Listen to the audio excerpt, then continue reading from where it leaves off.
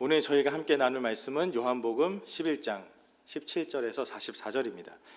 요한복음 11장은 죽은 나사로를 예수님께서 다시 소생시키시는 장면이 나와 있는 부분이죠.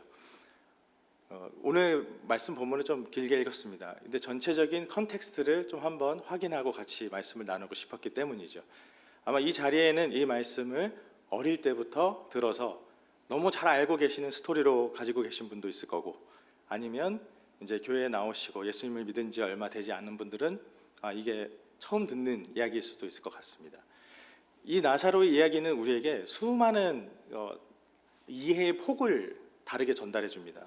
어떤 분은 이 말씀이 엄청나게 큰 소망과 확신의 말씀이 되기도 하고, 누군가에게는 이 말씀이 기이하며 이해가 되지 않으며, 또 이런 것이 성경에 왜 들어있는가, 이러한 말씀은 성경책에 없는 것이 내가 신앙생활하는 게 더 좋겠다라고 생각하시는 분들도 있는 것을 보게 됩니다. 그러나 우리 주한교회에 계시는 분들은 예수 그리스도를 믿는 분들이기 때문에 이 말씀 속에서 무엇을 보시게 될까요? 예수님의 약속과 소망을 보게 되시겠죠. 그래서 핵심 구절은 우리가 얼마 전에 함께 암송을 했던 구절이죠. 11장 25절에서 26절입니다. 예수님께서 뭐라고 말씀하셨죠? 나는 부활이요 생명이다 라고 말씀하셨습니다.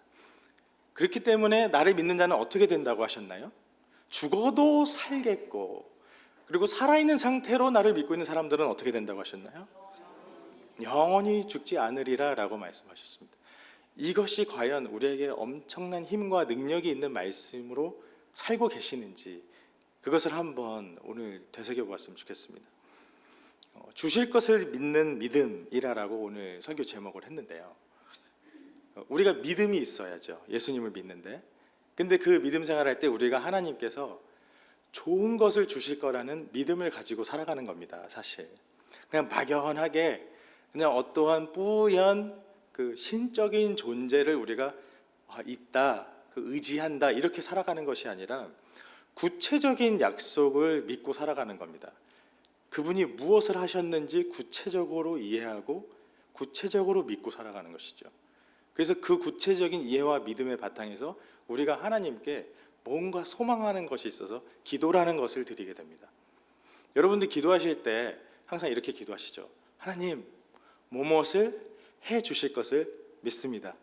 무엇을 주실 것을 믿습니다. 이렇게 기도하죠. 근데 그 속에는 뭐가 있냐면 내가 제일 원하는 것, 또는 내가 제일 피하고 싶은 것이 들어있습니다. 근데 그것이 무엇인가요? 요새 어떻게 기도를 하고 계시고 어떠한 것을 가장 많이 하나님께 탄원해 드리고 계신가요? 내가 가장 소중하게 여기고 내가 가장 무서워하는 것과 관련된 것들이 아마 여러분들의 인생 속에서 가장 많이 반복되는 기도의 내용일 겁니다. 그러면 여러분들이 하나님께 제가 이게 가장 소중해요 라고 기도드리는 것과 하나님이 내 사랑하는 아들아, 딸아, 이게 정말 중요한 것이란다 하고 내가 이것을 사실 너에게 주고 싶다라고 말씀하시는 것이 일치할까요? 일치하죠. 그게 우리 주한교회라고 믿습니다. 그렇게 일치될 때에 우리의 삶이 간증이 많죠. 테스티모니가 많습니다. 증거할 게 많아지고요, 기쁨이 많아지는 것이죠. 근데 이게 일치하지 않을 때가 있습니다. 그럴 때에 우리가 실망도 커지고 좀 허탈해지고 공허해지기도 하죠. 그래서 오늘 이 말씀을 통하여서 우리가 그것을 한번 확인해 봤으면 좋겠어요. 내가 지금 진짜로 소중히 여기고 있는 게 뭔지, 그리고 하나님이 나에게 진짜 소중해서 주고 싶은 게 뭔지, 그것이 일치되어지는 삶이 얼마나 파워풀하고 힘이 있는지, 그것을 한번 우리가 느낄 수 있는 시간이 되기를 소망합니다. 오늘 말씀의 배경이 되는 곳이에요. 그 베다니라고 하는 곳이 나옵니다. 여기 지도를 한번 보시면 여기 빨간색에 예루살렘이라고 하는 곳이 있죠. 그 예루살렘에서 조금 동쪽으로 아래에 베단이라는 곳이 있습니다. 이 베단이라는 곳은 예루살렘에서 2마일 정도 되는 거리예요. 킬로미터로 하면 한 3km 정도 되겠죠. 그러면 지금 시간에는 뭐 3km 정도 되는 건 차 타면 뭐 금방 가죠. 그러나 차가 없다고 하여도 3km 정도는 충분히 걸어서 왕래할 수 있는 거리입니다. 그래서 이 베단이라고 하는 곳은 예수님께서 예루살렘을 방문하셨을 때 항상 이렇게 베다니 쪽에서 예수님께서 이렇게 주무시고 식사를 하시고 휴식을 취하셨던 그런 동네입니다. 우리가 베다니 중에서도 예수님께서 좀 자주 거처를 하시고 식사를 하시면서 소통하셨던 그런 사람들이 있어요. 그게 누구냐면 오늘 본문에서 언급되어 있는 사람들입니다. 마리아와 마르다와 나사로입니다. 그들의 집에 예수님이 가셔서 거하시면서 얘기도 많이 나누셨던 것 같아요. 근데 이제 예수님이 지금 현재 어디에 계셨냐면 이 베다니에 계신 게 아니라 저 베다니 반대쪽 크로스로 강이 하나 보이실 텐데 그 조그마한 강이 이제 요단 강이 흐르고 있죠. 그 요단강 건너편에 계셨던 거예요.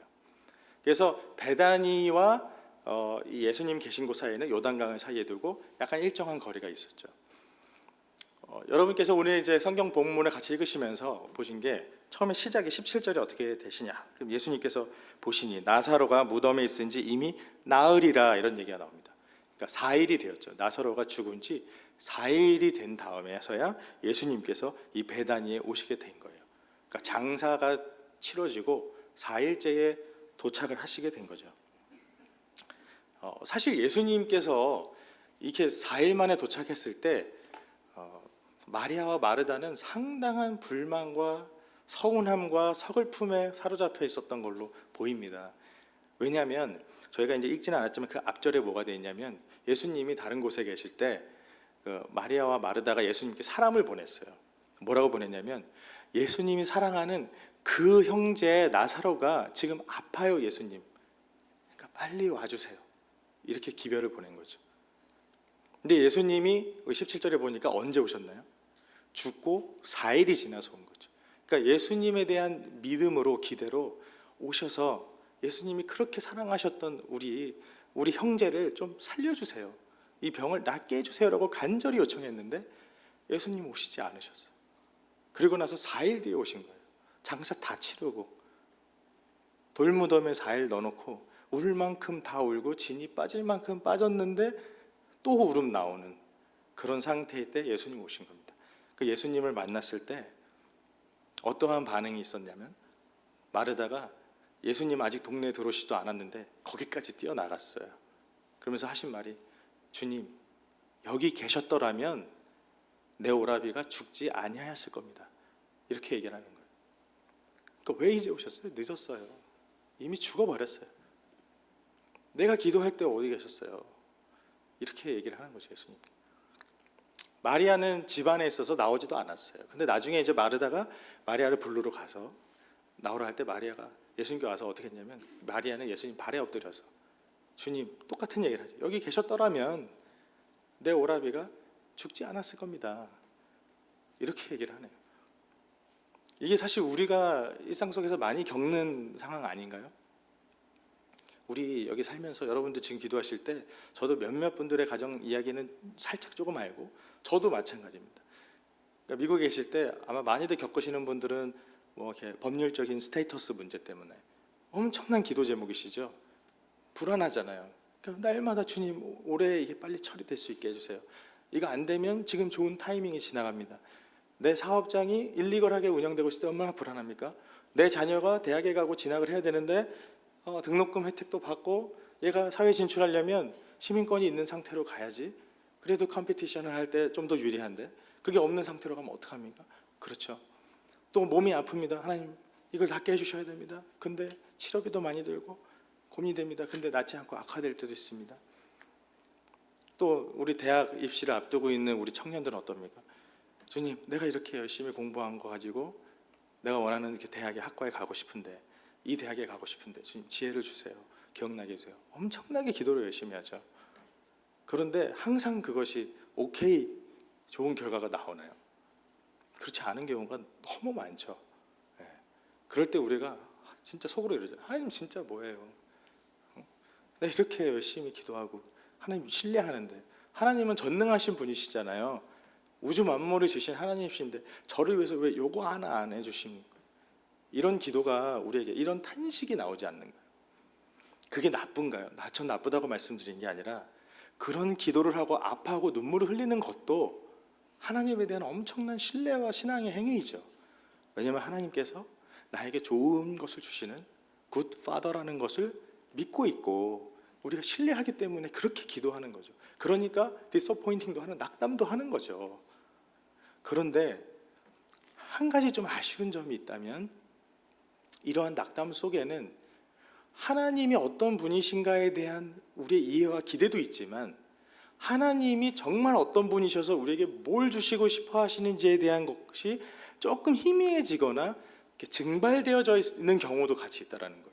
그래서 하나님의 본체의 이미지와 약속과 내가 가지고 있는 어떠한 하나님의 이상과 기대와 나의 상황적인 것들이 이렇게 가끔 잘 섞여 있을 때가 있습니다, 우리 속에. 그러니까 우리가 되게 이렇게 힘든 상황이 맞게 되면 가슴 아파하게 되는 거죠. 예수님 왜 이제 왔습니까? 라는 고백 속에는 늦었다라는 얘기가 들어있어요. 이젠 늦었어요. 그러니까 예수님은 이 마리아와 마르다와 그 사람들 예수님과 함께 동거를 했다 그랬잖아요. 예수님이 자주 묵었다고 하셨으니까.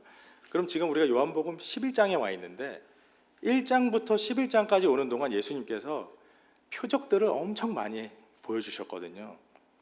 물이 포도주로도 바뀌고 안 보이던 자가 보게 되고 절름발이가 일어나고 나병 환자가 나았거든요. 그리고 예수님이 자주 여기서 묵으시니까 얘기해 주시지 않았겠어요? 가나 혼인잔치는 아까 지도에서 좀 북쪽에 있거든요. 북쪽에서 물 포도주로 바꾸신 예수님의 사건을 예수님한테 직접 들으셨지 않겠습니까? 예수님 밥 먹으면서 사실 이런 일이 있었고 이것은 사실 이 뜻이란다. 그러면서 이 마리아와 마르다에게 엄청나게 설명을 하셨을 거예요. 이렇게 저자직강 같은 것을 들었던 분들일 거예요. 근데 그러니까 얼마나 더 기대했겠어요. 근데 예수님이 오빠가 다 죽고 온 거예요. 그러니까 예수님께 실망스러운 한탄의 소리가 나오죠. 근데 예수님 늦으신 건가요, 이게? 근데 이 너무 아이러니도 하게도 요한복음 11장은 예수님이 늦으신 게 아니라고 말을 하는 거예요. 이 요한복음 11장 5장 6절 이게 글씨가 작지만 한번 보시면 예수님이 마르다와 그 동생 나사로를 사랑하시더니 병들었다는 얘기를 듣고서 이틀을 원래 계시던 데에 더 계셨다. 이러한 아이러니, 패러독스하고 말이 안 되는 게 써 있어요. 사랑하면 어떻게 돼야 되죠? 빨리 한 걸음에 달려가서 낫게 해줘야죠. 우리 여러분들 직장에서 근무하시다가도 사랑하는 내 아내와 자녀가 아프다는 얘기를 들으면 어떡합니까? 조퇴를 할 수 있으면 조퇴를 내고 가죠. 조퇴를 못 하더라도 발이 동동동동 일을 최대한 빨리 끝내고 갑니다. 그게 안 되면 우리 보스에게 가서 사정이라도 해서 뭔가를 익스큐즈를 만들어서 가죠. 근데 예수님은 거꾸로 사랑하셔서 지금 있는 데서 이틀을 더 계셨다라고 얘기를 하는 거예요. 그리고 예수님이 심지어 더 나가서 그 배단이 건너편에 계실 때 자기 제자들에게 뭐라고 말씀하시냐면 내가 거기에 가서 이것을 치료하지 않은 것을 기뻐하신다라고 얘기를 하는 거예요. 근데 왜? 너희로 믿게 하려고. 그러니까 무엇을 믿게 하시기 위해서? 사랑하는 자가 아프다고 하는데 그가 죽음을 직면할 때까지도 하나님께서 어떻게 보면 약간 딜레이 시키시는 것을 허용하신다는 말입니까?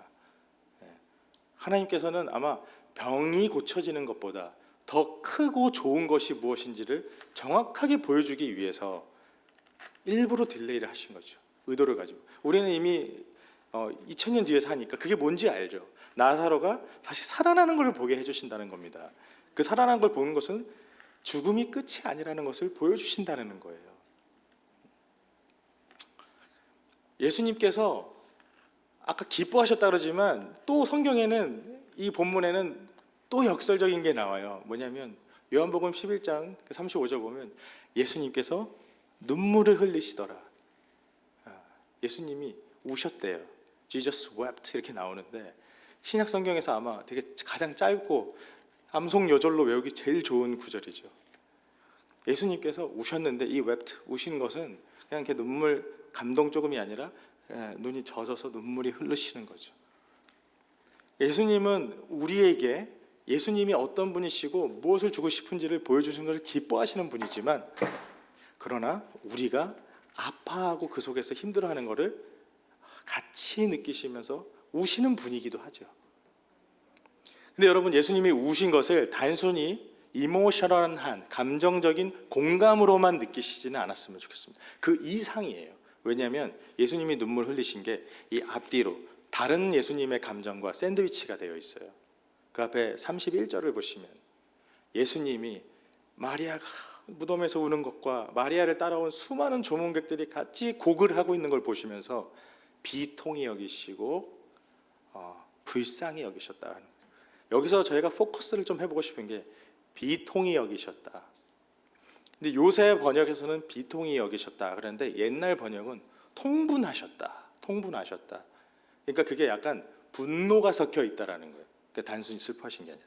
영어 성경에는 Jesus was deeply moved 이렇게 돼 있는데 그게 원어를 해석할 때 이 deeply move라고 써 있는 것에 해당되는 단어가 콧김이 훅 나오듯이 이렇게 감정이 훅 나오는 상황. 무언가에 대해서 blame하고, 그러니까 비난하고 싫어하고 화가 나 있는 상황을 말합니다. 격분한다, 강하게 엄중하게 경고하고 그것을 문책한다라는 내용이 들어있는 단어가 원래 쓰여 있는 단어예요. 그럼 예수님께서 나사로가 죽은 현장에서 격분하심을 느끼시면서 우신 거예요. 뒤에 또 바로 밑에 보시면 예수님께서 다시 또 무덤가에 오셔서 또 한 번 비통히 여기시면서 격분하셔서 말씀을 하십니다. 근데 무엇에 대해서 격분하신 걸까요, 예수님은? 예수님의 이 감정은 단순히 사랑하는 사람이 죽은 것에 대한 격분도 아니고 왜 나를 믿지 못하니 마리아 마르다가 예수님이 여기 계셨더라면 죽지 않았을 텐데요 라고 하는 약간의 그 믿음과 뭔가가 섞여 있는 그 상태에 대한 격분도 아니며 우리가 같이 읽었던 말씀 중에 보면 저가 눈먼 자도 낫게 하고 안진뱅이도 일으키지만 정작 자기가 사랑하는 사람은 일으키지 못하였네라고 그 예수님의 의도적인 일부러 좋은 것을 주시기 위해서 잠깐 한순간 자신의 능력을 잠깐 딜레이 시키신 상황도 놓치지 않고 예수님에 대해서 한번 비난 한번 걸어보려고 하는 그 사람들의 말에 대해서 화나신 것도 아니란 말입니다. 무엇에서 화나셨냐면 이들이 죽음 속에서 절망하고 힘들어하고 눈물 흘려하는 이 상황 자체에 대해서 예수님은 화가 나신 상태에 있는 겁니다.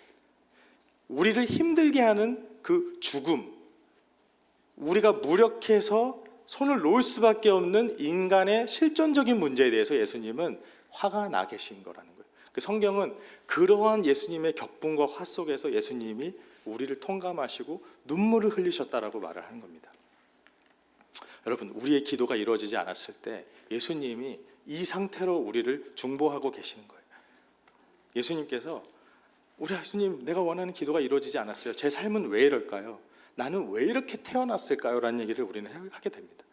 제가 가장 슬픈 것은 요새 우리 청년들이 무슨 얘기를 하냐면 이번 생은 망했다라고 얘기를 한다는 거죠. 너무 경쟁이 치열하고 다 잘났다라는 거예요. 그래서 힘드니까 공부 열심히 하고 부모님이 서포트 해준 사람들하고 경쟁하는 게 힘든 거죠. 서포트를 받고 공부해도 또 힘든 거죠. 그러니까 뭐라 그럽니까? 이젠 체력까지 불태워야 되는 거예요. 잠도 안 자고 해야 되는데 타고난 체력이 약해서 나는 안 되는 거예요. 교과서를 다 외우고 딸딸딸 외우고 하려고 해도 내 몸이 안 따라줘서 그러니까 애들이 경쟁도 포기하고 이렇게 떨어져 나가는 거죠. 왜 그런 일이 벌어질까요? 우리가 기도하는 것 중에 많은 것 중에는 우리의 그 생명과 안보에 대한 걱정에서 비롯되는 게 제일 많습니다. 왜 좋은 대학에 꼭 가야 되나요? 그리고 왜 엄청나게 보장되어 있는 라이센스가 있는 직업들을 갖고 싶어 하는 건가요? 사실 그 이유를 따지고 보면요, 좋은 동네에 살아야 되니까. 그리고 큰일 나면 바로 병원 갈 수 있는 자금이 있어야 되니까. 뭐 그런 것들이 사실은 가장 큰 이유가 됩니다. 자아실현도 있지만 미국에서 와서 이렇게 잠깐 거처를 해보니까 안 좋은, 흔히 말하는 안 좋은 동네에 가니까 위험도가 급증을 하는 거예요. 땅바닥에 다 패여 있고 운전하고 가다가 차가 훅 빠지니까 막 돌아가야 되고, 그다음에 옆에 있는 친구들이 어떻게 보면 험하게 사니까 맨날 싸우고 교통사고가 매일 팡팡 터지고 심지어 뭐 칼, 총 이런 사고도 근처에서 계속 보게 됐어요. 그러니까 여 동네에 못 살겠다. 왜? 죽을 것 같으니까, 다칠 것 같으니까. 그래서 어떻게 갑니까? 옆 동네로 이사 가야죠. 5분 거리, 10분 거리에 가면 안전해요. 도로가 달라지고요. 사는 사람들이 웃고 서로 인사를 나누고요. 그러니까 좋은 직장에 가면 인슈어런스, 보험이 달라지게 되죠. 내 자녀가 좋은 직장에 가고 안정적인 걸 갖고 싶은 이유 중에 하나는 바로 이런 것들이 있어요. 내가 감당하지 못하는 일이 내 삶 속에 벌어지는 걸 피하고 싶은 거죠. 그 이유는 근데 사실 우리가 내 몸에 위협이 생기는 게 너무 힘들고 두렵기 때문에 이게 우리가 감당이 안 되니까 사실 생명의 문제입니다. 죽음의 문제입니다. 인간이 죽는다는 사실 때문에 우리는 뭔가 일을 당하면 감염을 당하고 아프고 치료를 받아야 되고 치료가 제대로 안 되면 생명이 끝이거든요. 그러니까 미연에 그걸 막을 수 있는 최대의 보장치를 하기 위한 삶의 조건들을 마련하는데 우리는 엄청나게 골몰을 썩을 수밖에 없는 거죠. 잘못된 거 아닙니다. 지혜롭게 안전하고 좋은 곳에 살아야 됩니다. 근데 그 지혜롭게 좋은 곳을 구축해 나가는 것과 그것 때문에 전전긍긍하면서 힘들고 눌려있는 것은 차원이 다른 얘기죠. 예수님께서 우리 인생을 바라보실 때 이 병의 문제, 병이 왜 고쳐져야 되냐면 이 살아야 되는 문제, 이 죽음 속에서 절망하는 우리들을 보시면서 그것에 슬퍼하시는 거예요. 그래서 예수님께서 우리를 어디서 구해주시고 싶냐? 한 사람의 죄 때문에 모든 사람이 사망에 이르렀다. 성경이 이렇게 표현을 하고 있는데 이것을 어떻게 보면 쉽게 풀어서 말하면 이겁니다. 하나님 안에 거하지 않는, 하나님의 말씀에 거하지 않고 불순종으로 해서 하나님과의 관계가 단절되어 있는 우리의 삶 속에는 영원한 생명이 있을 수가 없습니다. 왜? 하나님이 생명의 근원이시기 때문에 하나님에게서 떨어진 자는 생명 속에 거할 수가 없는 거죠. 그래서 우리가 죽음을 직면하고 살아가게 되는 것이죠. 그런 죽음을 직면한 사람은 이 두려움 속에서 전전긍긍하고 살게 돼 있기 때문에 우리는 항상 종노릇 하듯이 살아가게 되는 것입니다. 이 성경에서 그런 것들을 증언을 해주고 있죠. 그리고 우리가 실제 생활에서 느끼면서 살아가고 있는 것입니다. 그것을 하나님께서 통감하시면서 우리에게 보여주시고자 하는 말이 뭐냐면 이것이 다가 아니라는 것이죠. 내가 이 상황을 허용하지 않는다는 것입니다. 하나님이 원래 가지고 계신 계획은 우리가 하나님의 자녀로서 하나님 안에서 영원한 생명을 누리며 하나님과 즐거이 살아가는 것입니다. 하나님을 즐거워하면서 그 즐거워하는 우리의 삶으로 하나님께 영광 돌리는 것을 하나님이 기뻐하시는데 그렇지 않는 삶에 대해서는 하나님이 용납하실 수가 없는 거죠. 그래서 예수님이 오셔서 우리를 대신하여서 십자가에 지시고 우리가 겪어야 될 그 모든 죄값과 그 하나님과의 순종에서 실패한 것들을 예수님의 모든 순종으로 다 이루시고 우리를 예수님 안에서 하나님과 연합하게 하시고 생명으로 다시 가져오시게 된 거죠. 그래서 예수님께서 말씀하신 게 내가 부활이요 생명이라고 말씀하신 겁니다. 나를 믿는 자는 죽어도 살겠고 더 이상 죽음이 없다라는 것이죠. 왜? 예수님은 죽으셨으나 부활하셨기 때문이죠. 나사로의 사건은 그것을 예표하고 보여주는 겁니다. 나사로 사건 바로 이후에 오히려 나사로가 죽음에서 부활하게 되니까 소생하게 되니까 어떠한 일들이 벌어지게 되냐면 여기에 모였던 많은 유대인들이 예수님을 믿는 일도 벌어졌지만 오히려 이 사건 때문에 예수님을 죽이고자 하는 모의도 벌어지게 됩니다. 예루살렘이랑 2km밖에 안 되기 때문에 나사로의 집에 많은 조문객들이 왔어요.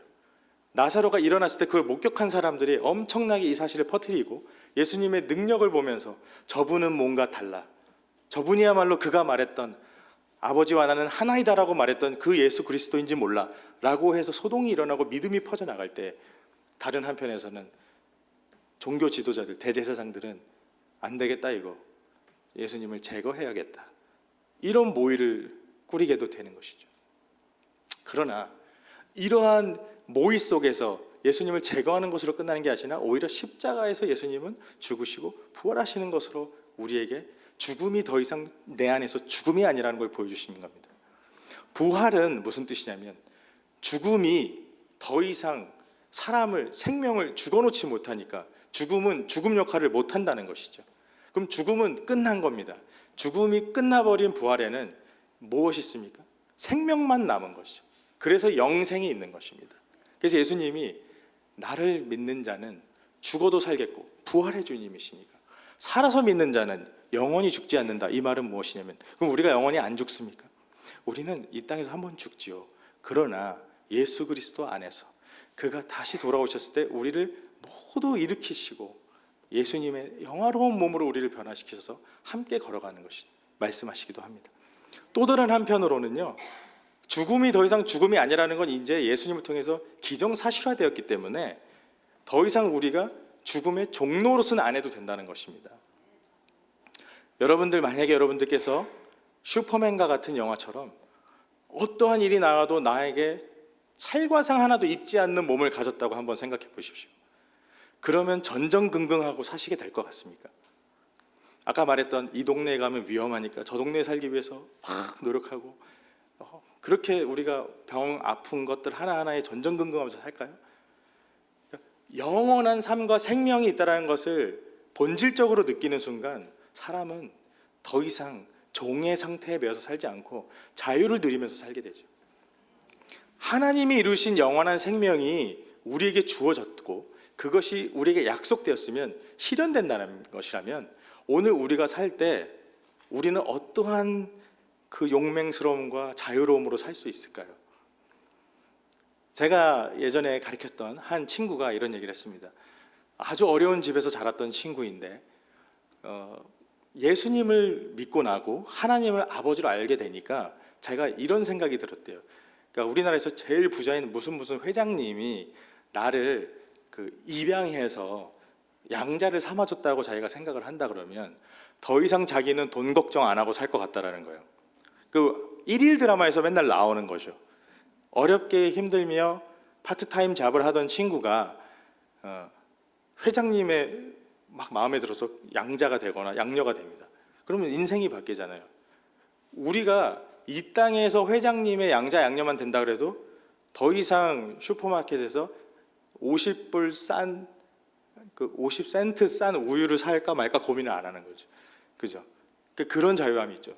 근데 이 땅을 만드시고 우주 만물을 창조하신 하나님께서 우리에게 생명을 주시고 죽음을 끝장내 버리시다는 사실은 우리의 인생 속에서 더 이상 죽음 안에 우리가 고민하며 살지 않게 만들어주는 그런 힘을 주게 된다는 것입니다. 이 주님께서 살리신 것은 단 한순간에 나사로에게만 있는 고백이 아닙니다. 물론 예수님께서 나사를 통해서 먼저 예표를 보여주셨죠. 근데 우리는 이 고백에 대해서 어떤 식으로 반응을 하는가요? 예수님께서 마르다에게 이렇게 말씀하십니다. 네가 믿으면 하나님의 영광을 보리라. 내가 너의 오빠를 나사로를 다시 살아나게 하리라. 그러니까 마르다가 예수님이 있었으면 우리 오빠 죽지 않았을 거예요 라고 하면서 엄청난 믿음의 고백을 했던 마르다지만 뭐라고 말하냐면 마지막 부활 때에는 살 것 같다는 것을 제가 압니다 이렇게 얘기를 합니다. 그러니까 이 뜻은 뭐냐면 I know. 예수님이 우리가 이제 흔히 말하죠. 성경에 이런 게 써 있습니다. I know. 그런 거죠. 왜 I know 이 정도의 믿음일까요? 예수님이 무덤이 어딨냐? 그 돌을 옮겨 놓으라. 내가 살리리라 하고 돌을 옮겨 놓으라 하니까 마르다가 뭐라 그럽니까? 주여, 죽은 지 4일이나 됐습니다. 썩은 내가 날 거예요. 열면 썩은 내가 나서 됐어요. 하지 마세요. 예수 그리스도가 부활이고 생명이신데 우리도 혹시 이런 부분들이 있지 않을까요? 이번 승진 안 되고 이번에 이 학교 안 되면 안 되는데 안 됐어. 됐어. 끝났어. 늦었어. 그러니까 4일 지났어. 열면 썩어. 이런 마음이 저희에게도 있고 저에게도 있고 수시로 찾아오는 겁니다. 우리에게. 그러나 예수님은 어떻게 반응하시나요? 예수님은요, 그 마르다에게 믿음을 주시는 분이세요. 그러니까 가져라 다그치시는 게 아니라 예수님이 무덤에 가서 돌을 옮겨 놓으라고 하신 다음에 나사로야 나오너라 라고 예수님은 외쳐버리십니다. 명령하십니다. 명령을 하니까 나사로의 시체를 감았던 수의를 입은 상태로 올라오게. 예수님께서 명령하시면요, 그것은 이루어지는 겁니다. 왜냐? 예수님은 태초부터 계신 창조의 주님이시기 때문이죠. 말씀으로 세상을 만드신 분이시기 때문에 그가 말씀하시면 그것은 이루어져 버리는 것이죠. 그가 하신 말씀이 성경에 기록되어 있는 것이고 그가 하신 말씀을 우리가 읽고 있습니다. 우리가 듣고 있습니다. 내가 생명이고 부활인데 너희는 영원히 죽지 않고 살리라라고 말씀하십니다. 그 주님이 뭐라고 말씀하시냐? 마지막 날에 내가 너희를 다시 다 살리리라.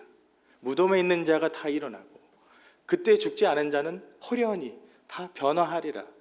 썩지 않을 몸을 입게 되리라. 여러분들 고린도전서 15장을 주중에 읽어보시면서 묵상해 보시기를 바랍니다. 여러분들 기도하시다가 기도가 잘 이루어지지 않고 내 삶 속에 있는 현실의 문제가 나에게 이번 생은 힘들 것 같아, 올해는 힘들 것 같아, 그리고 내 아들 딸 하는 저 모습을 보니까 앞으로 3, 4년은 되게 힘들겠네, 쟤는 싹수가 없어라는 생각까지도 갈 때가 있어요. 내 배우자를 보면서 저 사람은 안 돼, 나도 안 돼, 막 이렇게 생각할 때가 많습니다. 그런데 그렇게 생각하지 마셨으면 좋겠습니다. 예수님께서 말씀하시면 죽은 것, 썩은 것에서도 생명이 일어납니다. 우리의 삶 속에 있는 골마 터진 문제들이 예수 그리스도 안에서 해결되지 않은 것들이 없습니다. 근데 그 더 나아가서 과연 내 삶 자체가 썩어질 것이 되지 않는다는 말입니다. 오늘날 우리가 살아가고 있는 이 삶 속에서 여러분들 육신이 아프실 수도 있죠. 우리 이렇게 주한교회는 또 어르신들이 많이 계시죠. 근데요, 우리가 이 땅을 잠시 떠날 때 그것이 끝이 아닙니다. 예수님께서 오셔서 여러분들을 거룩한 썩지 않는 몸으로 다시 세우십니다. 그러므로 두려워하실 필요가 없습니다. 그러니까 기대와 소망으로 살아가시면 돼요. 우리 청년 여러분들은요, 여러분들의 삶에 어려움이 있을 겁니다. 공부 쉽지 않아요. 경쟁하는 거 쉽지 않아요. 왜? 다들 죽어라고 열심히 하니까. 오히려 우리 크리스찬보다 넌 크리스찬이 더 죽어라고 합니다. 왜? 죽음의 종로를 타는 곳에서 살고자 발버둥 쳐서 죽기까지 공부를 하거든요. 죽기까지 비즈니스를 하거든요. 그래서 남을 죽여놓으려고 하거든요. 왜요? 한정되어 있는 이 빵을 내가 더 많이 비축해놔야 죽음의 공포에서 멀어질 수 있을 것 같은 우리의 마음 때문에 우리는 남이 가져갈 것까지도 내 곳간에 쟁여놔야만 안정감을 느끼고, 남이 내 눈앞에서 죽어가도 그렇게 크게 타격을 받지 않는 사람들이 많은 이 세상을 살아가고 있거든요. 우리 크리스찬들은 하나님께서 살리시고 영원의 것을 주시기 때문에, 그러면 이 땅에서 어떻게 살아갑니까? 대충 살아가고 유유자적만 합니까? 아니죠. 우리가 왜 고통을 이기며 열심히 살아갈 수 있습니까? 우리의 고통과 열심은 영광스러운 것이기 때문이죠. 살고자 위해서 하는 것이 아니라 영원히 사는 자가 그 약속을 받고 그 자유로움 속에서 이 모든 것들을 해나가는 겁니다. 그래서 하나님을 영광스럽게 하기 위해서, 내 이웃을 사랑하기 위해서 우리가 열심히 뛰는 겁니다. 그래서 나에게 주신 재능으로, 재물로 우리는 빈 곳을 채우고 다닐 수가 있게 되는 것이죠. 그 빈 곳을 채워진 사람들이 무엇을 보게 됩니까? 하나님의 일하심을 보게 되는 것이죠. 여러분 삶 속에서 어려움들이 찾아올 때 마리아와 마르다처럼 예수님 무릎 앞에 엎드려서 눈물을 흘리는 기도를 하시게 될 수 있습니다. 때로는 주님 왜 안 됩니까? 왜 저는 안 되죠? 이렇게 기도를 할 수도 있습니다. 근데 빨리 자각을 한번 해보셨으면 좋겠습니다. 이것이 주님의 영광이 드러나게 만들어주는 그 잠시의 지연일 수 있다는 것을 자각하시기 바랍니다. 왜냐하면 여러분의 인생 속에서 다 보고 있습니다. 저분이 힘들다라는 것을 옆에 친구들도 사람들도 다 알고 있거든요. 근데 우리 크리스찬들이 나는 죽음에 매여 있지 않고 부활의 소망으로 이겨내면서 자유롭게 그 고통들을 이겨내고 있는 것을 보면 거기서 하나님의 영광을 우리 주변에서 보게 되는 겁니다. 나사로가 나왔을 때 예수님이 뭐라고 하셨나요?